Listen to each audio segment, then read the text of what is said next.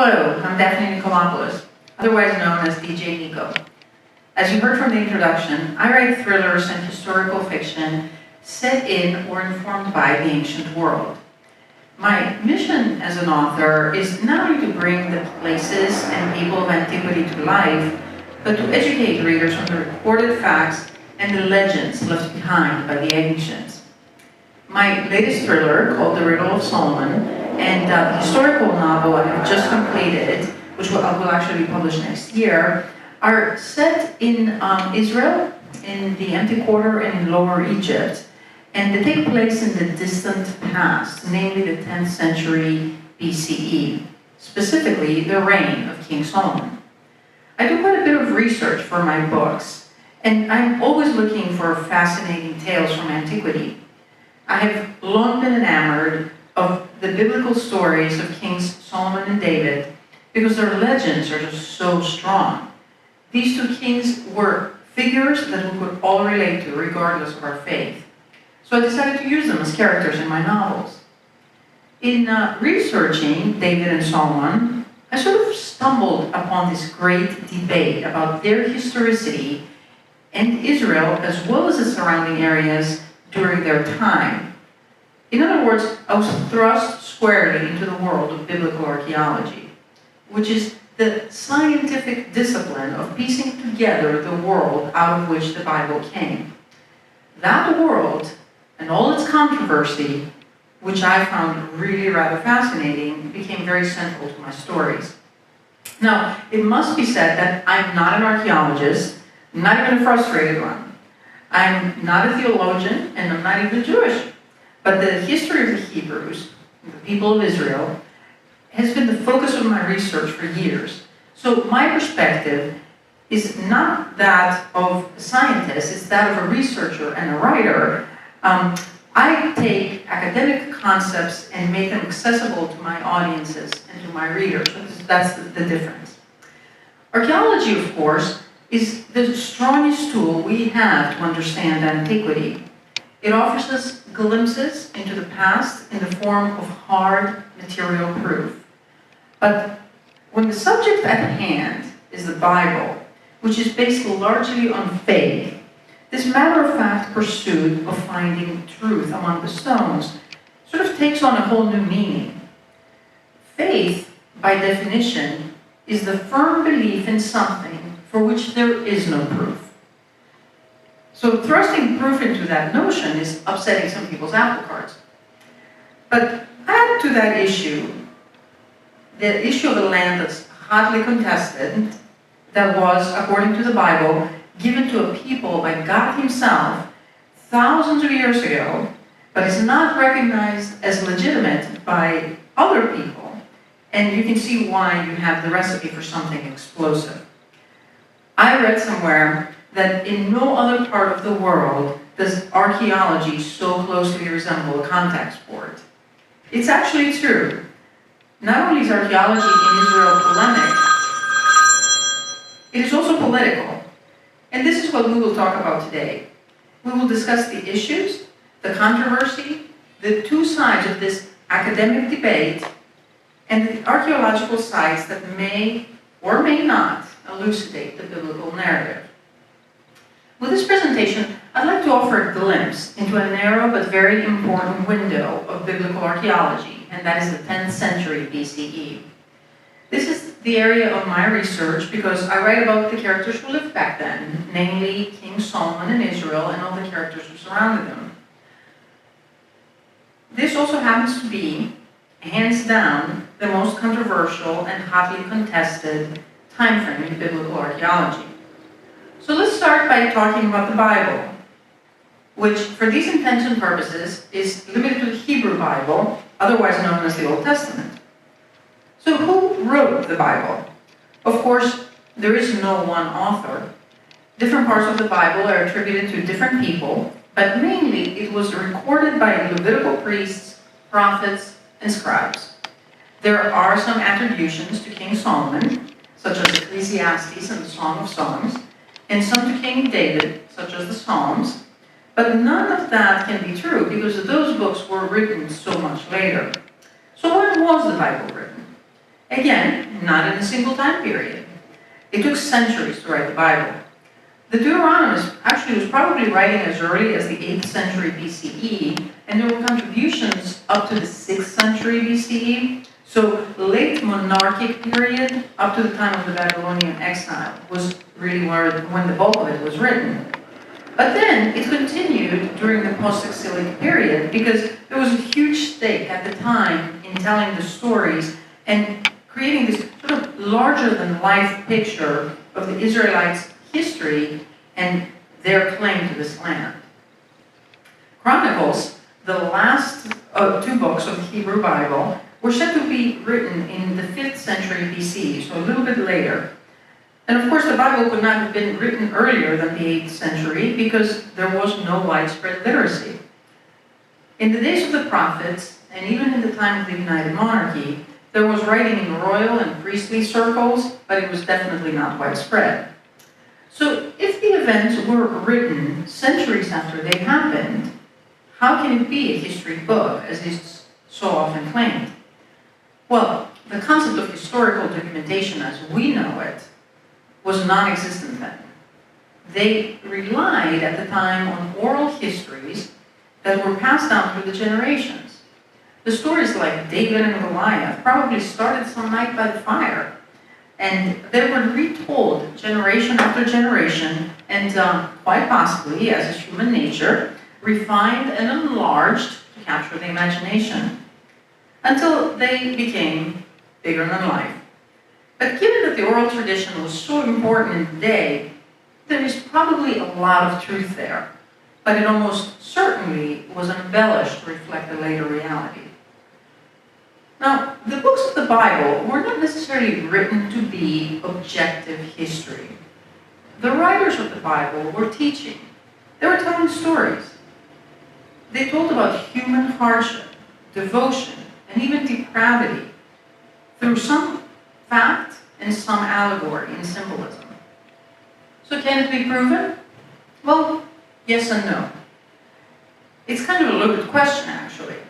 Archaeology certainly has provided proof of biblical characters and places, but there is all this argument about the dating of that proof and whether or not it happened exactly as the Bible said it did. Perhaps the question should be, should the Bible be proven? The Bible is true, but it's not the kind of truth that archaeology can prove. So what is biblical archaeology? By definition, it's the archaeology of the biblical lands, the Near East. It is the scientific and academic endeavor that sheds light on the material culture of Israel's past, from the Bronze Age to the Byzantine period. It has nothing to do with religion or proving or disproving the Bible. So why then is it called biblical? Well, in the early days, which means back in the 40s, 50s, and 60s, archaeologists worked with a trowel in one hand and a Bible in the other. Radiocarbon dating wasn't really available then. It wasn't really actually a reality until the 1950s. So instead of relying on true hard measurements as archaeologists do today, archaeologists of old would take an artifact, look at the Bible for corroboration, and then announce what they had found. Now we're a lot more objective, of course, but that doesn't mean that the biblical narrative does not figure in. In fact, biblical archaeology has been used as a wedge between science and faith, and even area politics. There is inherent controversy in all of this. Did the Exodus happen? Did the people of Israel throw off their yoke in Egypt and come to the land that was promised to them? Is the land of Israel truly their birthright? Did Kings David and Solomon exist? Jewish identity is intrinsically linked with King David and the state he formed. Zionism is based on that very foundation. And so is Messianism. So there are a lot of people who have a huge stake in proving and others in delegitimizing it. Hence the notion of archaeology as a wedge, particularly when it comes to David and Solomon. Some archaeologists are even accused of having an agenda, perhaps because they take their funding from groups whose core mission is to strengthen the tie of the Jewish people to this land. One of these groups, the City of David Foundation, has even made this statement: when we raise money for a dig, what inspires us is to uncover the Bible, and that is indelibly linked with sovereignty in Israel. So, biblical archaeology is a divided discipline. Two camps exist, and they are at constant odds with each other. The first is the conservatives, sometimes also called the biblical literalists. The original intent of this camp was to prove the historicity of the Bible. The archaeologists I mentioned earlier, the ones working with the trowel in one hand and the Bible in the other, belong to this camp. They actually started this discipline. But nowadays, conservatives have dialed back on their rhetoric, of course now that we know more. And they don't argue that the Bible was actually written centuries later after the events happened, nor do they seek to prove the good book verbatim. But they do believe in its general historicity and in the existence of a Solomonic and Davidic state. And they are amassing proof to that effect. On the other side of the coin are the minimalists, whose father is a Tel Aviv University professor named Israel Finkelstein. This school was actually born out of a backlash over the literalists' approach. The minimalists believe that the Bible is not a history book, but rather a mythology written to glorify a people's national identity. They reject the existence of a united monarchy of the magnitude told in the Bible, saying that instead that in the 10th century BCE, David and Solomon's empire was nothing more than a hill country chiefdom. In fact, they don't even believe in a biblical Solomon at all. Importantly, they date the finds using something called low chronology, which basically means the dates that others claim are 10th century BCE, they put somewhere in the 9th century, so about a difference of about 100 years. So that quest to prove the existence of the 10th century BCE Israel, and BCE united monarchy in Israel, and therefore the existence of the two kings who built it, is the holy grail of biblical archaeology. This time frame is called the Iron 2A, so the Iron Age 2A. And it is dated anywhere between 1000 and 925 BCE, depending on whose chronology you believe.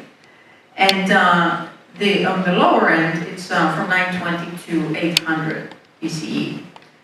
Now, according to the low chronologists, none of the grand structures uncovered in Israel were the vestiges of the Davidic and Solomonic kingdoms.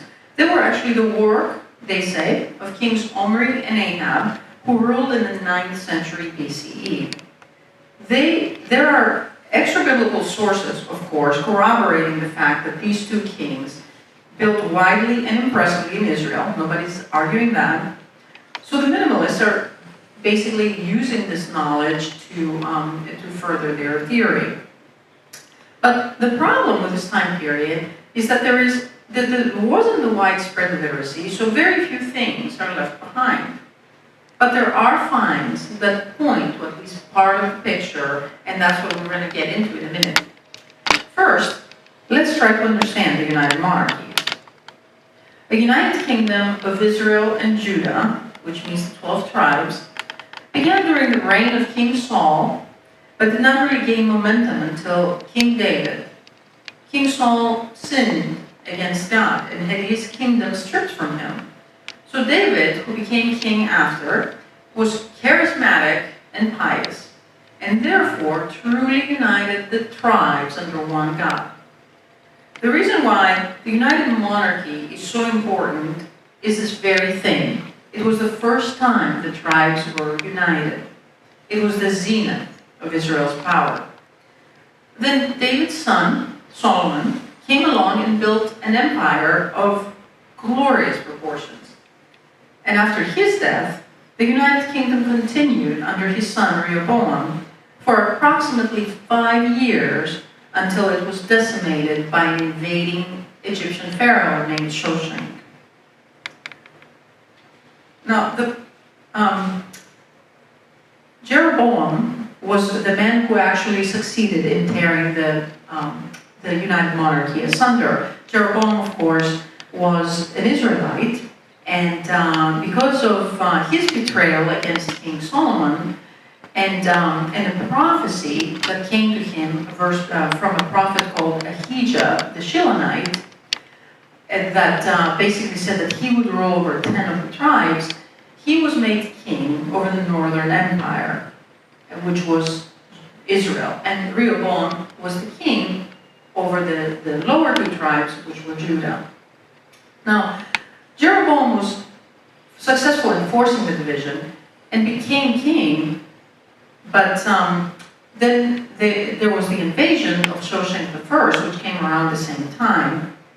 And Shoshenq brought in his Egyptian troops and just pillaged the land.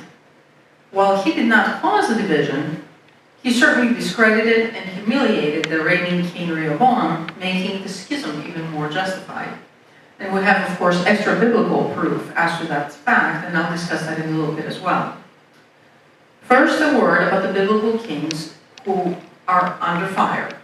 So King David was, and is, a legendary figure, perhaps the most important biblical player of all. David was a shepherd, a nobody from nowhere, but he was uncommonly brave and pious, and for that he was rewarded. God promised him his house would rule in Jerusalem forever. But of course, David was not without flaw. He was a warrior and waged a lot of battles in order to subdue his enemies. And in so doing, he paved the road for peace, but was not the one who actually brought forth peace. That actually came under his son, Solomon. David is an important figure in three major religions. He is, of course, central to Jewish messianism, as the Jewish Messiah is supposed to come from the house of David via the Solomonic line. To the Muslims, David was a prophet sent by Allah, and he received a named book, namely the Book of Psalms. And Christians, of course, trace the lineage of Jesus to King David as well. So did David exist? There is actually a lot of evidence now pointing in that direction. The most substantial of it is the Tel Dan Stela. This inscription was actually found in the 1990s, and it is an account of a battle offensive by Hazael, who was king of Aram Damascus at the time, against Israel. Now there is a mention of David on this stela. You can actually see it in the white letters on the stone. And it was inscribed a century and a half after David's reign. So the dynasty that David founded was still in place in Judah. Now, by contrast, no proof whatsoever has been found to support the existence of his son Solomon. What we know about Solomon comes from the Bible. He was the wise king, granted divine wisdom and protection. The story goes something like this. Solomon was visited by God one night, and he was asked what gift he would like to receive. And Solomon, of course, said that he wanted the wisdom to lead the people of Israel in the right direction. And God said, "What? You do not ask me for power or glory or wealth?" So he gave him the wisdom he asked for, and he gave him all those other things besides, because he felt that Solomon was humble and his heart was in the right place. So with all that under his belt, Solomon built an empire of epic proportions. He turned Jerusalem into a major power, and he built a temple on its highest peak that was the very height of religious tribute. He had hundreds of thousands of workers under his employ, constructing the temple over 7 years. And he had lots of wives. 700 to be exact, according to the Bible, and that wasn't even counting the concubines. So he was a busy man. Is it a little exaggerated? Perhaps. But the point was that under his rule, the United Kingdom knew influence, political power, wealth, and peace. At least that's what we know from the Bible. The critics, however, say that's a load of bunk. According to the minimalists, there is no proof that Solomon ever existed, and marginal proof that David ever did, and even if they did, they were just tribal chieftains, not major power players. So the stories of David and Solomon were recorded much later than the kings lived, namely in the 8th and 7th centuries BCE, as we talked about before, so they had to be influenced by what the Deuteronomist and the chronicler were observing at the time. That's what the minimalists say. Now, let's talk a little bit about the archaeological finds that may or may not be disproving that. Enter Kirbet Kiafa. This is a town in the valley of Elah, about 20 miles southwest of Jerusalem, between Jerusalem and the biblical Philistine city of Gath. It is a fortified city with 2 gates, which in Hebrew is translated as Sharaim. And Sharaim is, of course, the name of a city in the Bible. In 1 Samuel 17:52, it says, "And the men of Israel and of Judah arose and shouted and pursued the Philistines until thou come to the valley and to the gates of Ekron. And the wounded of the Philistines fell down by the way to Sharaim, even unto Gath and unto Ekron." And that, of course, is a description of David chasing the Philistines back to Gath. This is actually the spot where the Bible tells us King David killed Goliath. Actually, not king at the time, so David killed Goliath. So being that the Philistines were allegedly here and chased out of town by David, is Kiafa Judite or is it Philistine? Well, there have been some remarkable finds that strongly suggest that the town was Judite. The architecture, for one thing, but also the objects that have been found here. Joseph Garfinkel began digging here in 2008.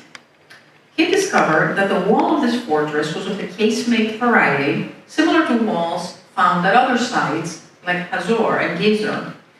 Then he found that 10 houses abutted the wall, which was not typical at all of Philistine societies. He also found date and olive pits dating to the 10th century, and he found bones as well. Bones from sheep, cattle, goats, and fish, but no pig bones. And the icing of the cake of his conclusion was this pottery shard that bore an inscription in a Proto-Canaanite script that was a predecessor to Hebrew.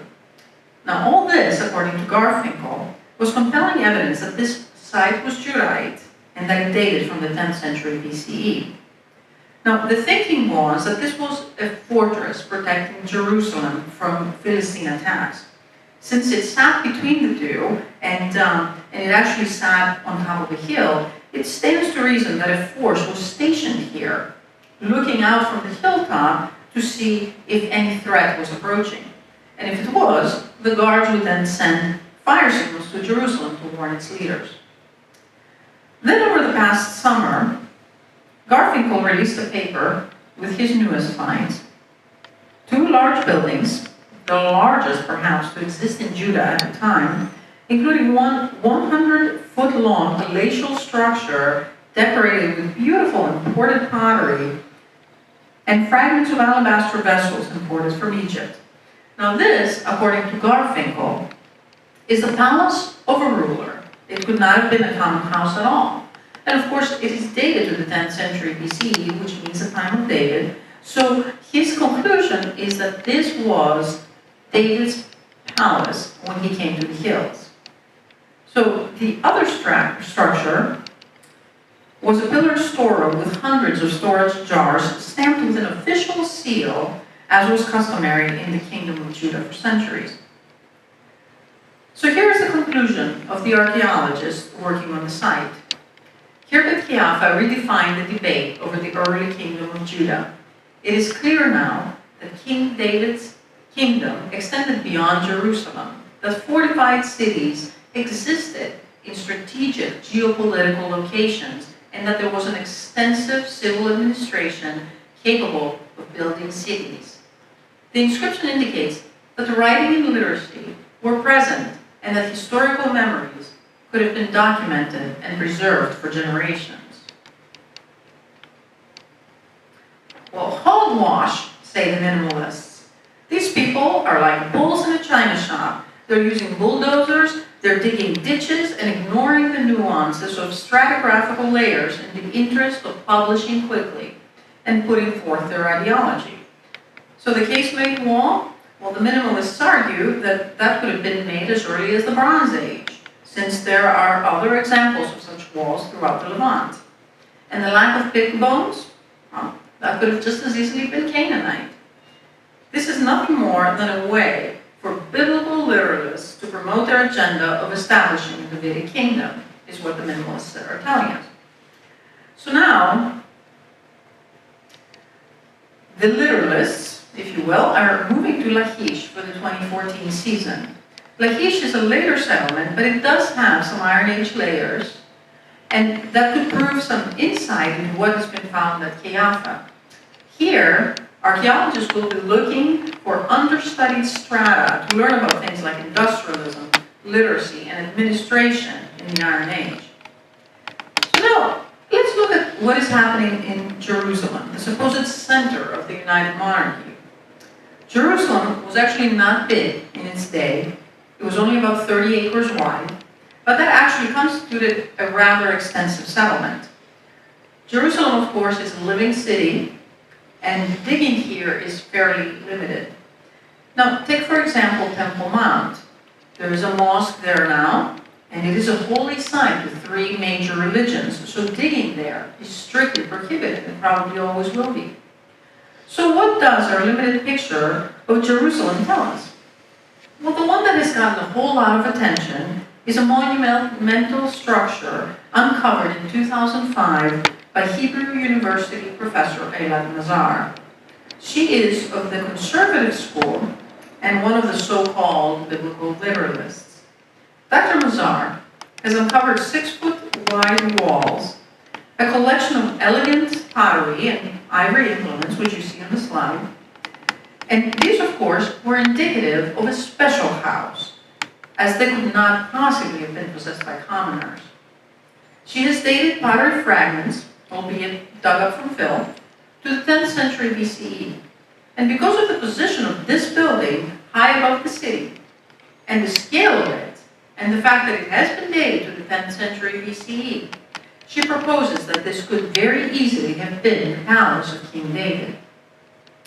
Perhaps more significantly, Dr. Mazar later led the archaeological excavations at the Offal between Temple Mount and the city of David. In 2010, she uncovered a section of a wall outside the walled city of Jerusalem that was put together using pretty sophisticated masonry techniques and hewn stones. Now, the wall is about 230 feet long and 20 feet tall, which is monumental. And the site has also produced a gatehouse and a guard tower, which would be consistent with the king's defensive walls. And moreover, pottery found here includes earthenware vessels with jar handles and inscriptions reading, "To the King." So she put all that together with a carbon-14 dating of the pottery and concluded that this is the Solomonic wall referenced in the Bible, a wall built around the city as a defensive barrier. Now, since then, there have been some awesome finds at this site. Now, the earliest inscriptions ever found in Jerusalem have been unearthed right here. This is a tiny fragment of a 14th century BCE tablet that proves that there was a scribal tradition much earlier than anyone thought, and therefore a thriving city-state that predated David. This is thought to be a fragment of a royal missive by a highly skilled scribe, and we know this because of the quality of the letters, as you can probably note from the slide. And most likely, it is contemporary with the Amarna letters to the pharaoh Akhenaten. And then there was also a jot fragment, this is it, with a Proto-Canaanite script dating to the time of King David. This, according to Dr. Mazar, was probably Jebusite or came from a Canaanite tribe. So the arrangement of the letters is such that no one knows what it means.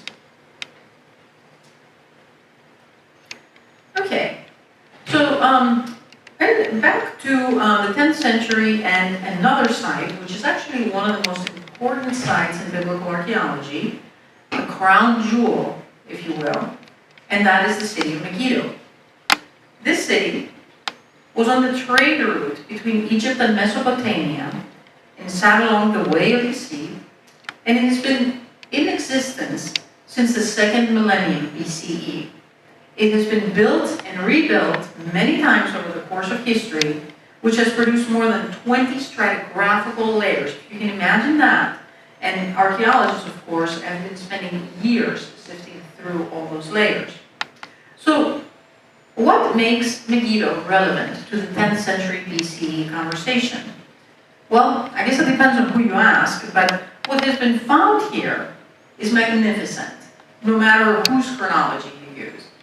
There is an elaborate water system and tunnel. There are 2 palaces, and the 6-chambered city gate attached to a casemate wall of similar construction as the one we noted earlier at Khirbet Qeiyafa.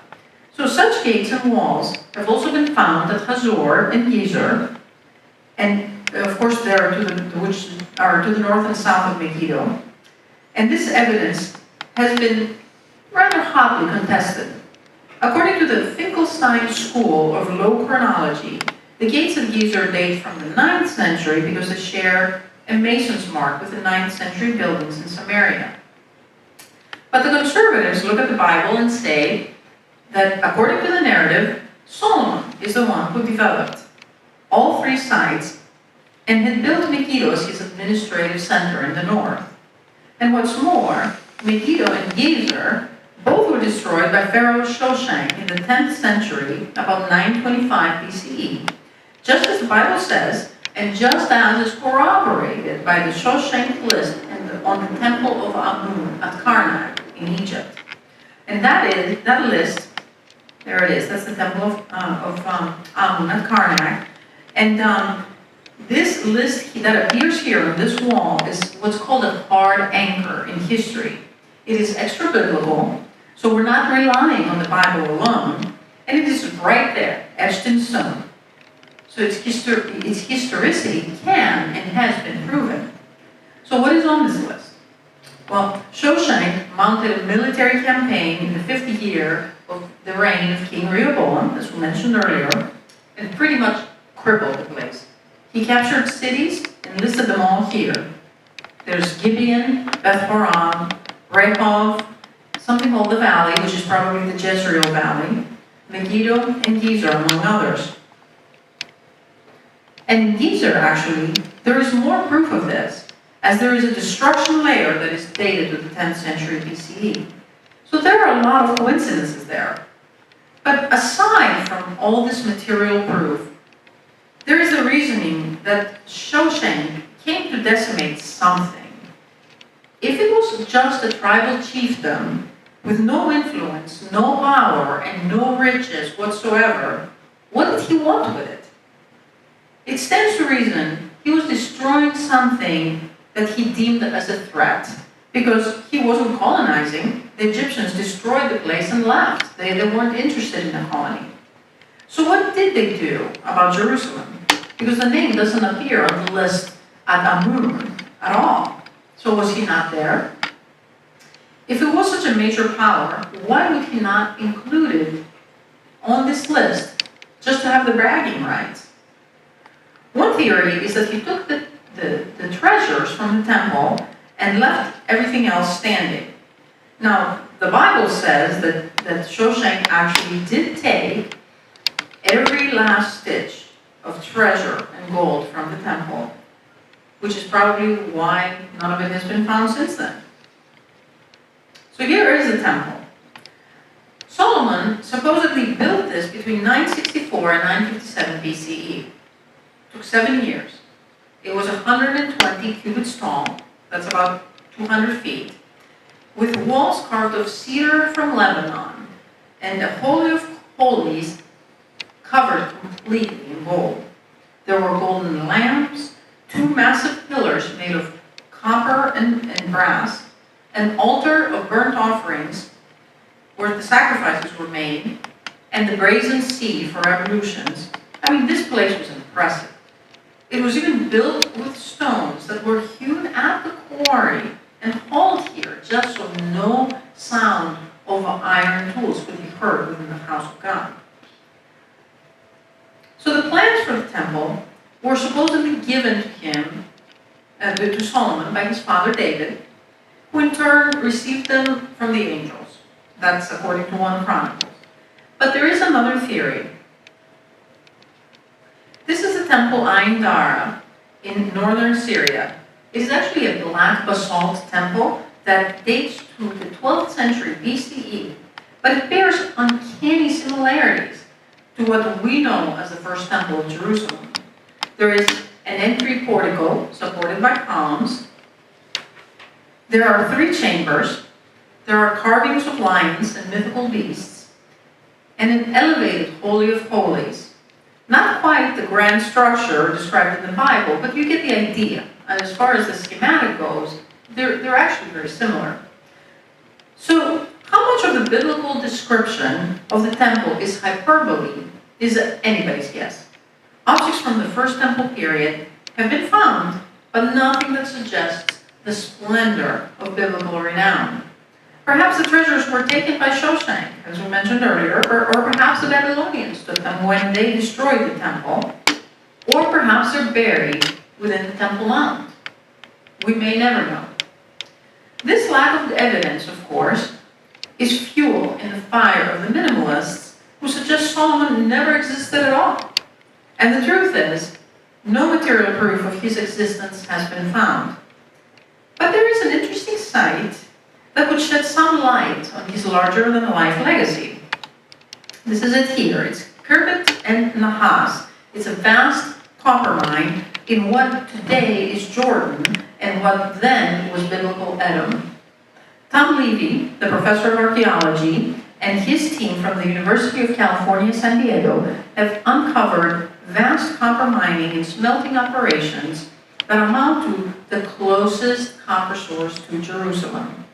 What's more, they have dated hundreds of samples at considerable expense and rigor, confirming that indeed this copper mine was in operation during the 10th century BCE. So what was this place like? Well, you see it there. According to Levy, this place was hell. And that's a reference to the condition under which people worked. There was the heat from the sun and the smelting furnaces. There was all the breathing of copper particles.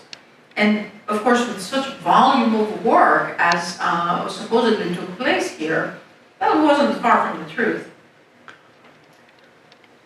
So there's its location in biblical Edom. So what else has been found here? The San Diego team has also found the ruins of a fortress, which included a 4-chambered gate and a cemetery filled with the remains of the Shamsu people, and these were mountain nomads who may have been the slaves working at the site. Also telling is the discovery of Egyptian scarabs and amulets dating to the time of Shoshank, who invaded here according to the Bible. Now, Levy believes Shoshank destroyed this operation because that was kind of what he did. He destroyed without colonizing. Because there's evidence of a disruption layer dating to that time, to the 10th century BCE. Now, whether or not Khirbet and Nahas is the legendary King Solomon's mines, we don't know. But that's not even the point here. The point is that this find, with all its meticulous dating and its distinct stratification, points to Edom as a center of major economic activity, which is consistent with the biblical narrative. The minimalists don't believe an organized Edom state existed in the 10th century BCE. They say that came much later. But this is pretty much compelling proof of urbanization and industry during King Solomon's reign.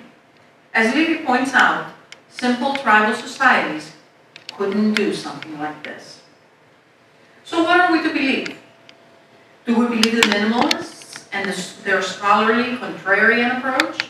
Or do we believe the conservatives who do not discount the Bible as a true historical source. And does it even matter? Archaeology in the Near East exists to provide a context for the world out of which the Bible came. It actually raises more questions than it answers. But looking at it as a validation of the Bible is simply misguided. We said earlier that the biblical writers were telling stories, they were teaching through symbolism and allegory. What actually happened might have been more modest and then amplified in order to make a point. And if archaeology comes to prove that the events were indeed more modest, should that shatter one's faith? In fact, you cannot shatter faith, because ideology, which is at the very heart of faith, cannot be proven or disproven. If archaeology disproves the existence of Solomon, or proves that David was nothing more than the small-time tribal leader and not the founder of a state, do these kings and all they stood for cease to matter? I would argue that the stories of David and Solomon are true. It is in the most profound sense of the word true. They may or may not be fact, but that's not the point here. The point is what they gave us. This notion of the underdog defeating the champion against all odds, of a shepherd becoming king, of piety rewarded, and of spiritual and moral decline becoming the downfall of the people.